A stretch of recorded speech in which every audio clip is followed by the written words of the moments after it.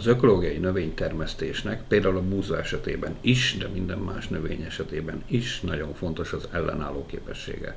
Nagyon fontos a növekedési eréje, hiszen ha nem használunk gyomírtókat, akkor itt a kultúrnövénynek, vagy a betakarításra szánt növénynek végül is fel kell vennie harcot például a gyomokkal. Az elején, amikor mi ökológiai gazdákká váltunk, mert voltunk konvencionális gazdálkodók is, most már ennek 20 éve, akkor mi ugyanabban a fejjel gondolkodtunk, mint addig, csak arra gondoltuk, hogy ha elhagyjuk a műtrágyákat, elhagyjuk a vegyszereket, és akkor folytatjuk onnan tovább, és mondjuk elkezdjük az állatokat is integrálni, hogy szerves anyag visszapótlás legyen.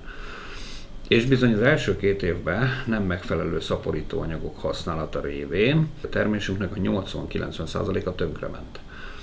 Az első 2 évben megfelelő szaporítóanyag használata az egy ökológiai gazdálkodásban végül is elengedhetetlen.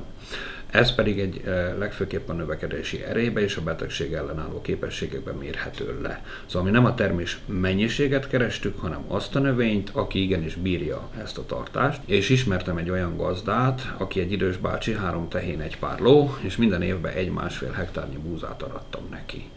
És mindig nyakigérő búza volt. Szóval amikor van egy 1,5 méter magas búza, annak van árnyékoló képessége. Mi azt kerestük, ami 1,5 méter magas, mert ő neki van egy árnyékoló hatása, és igenis a gyomnövények fölé tud nőni.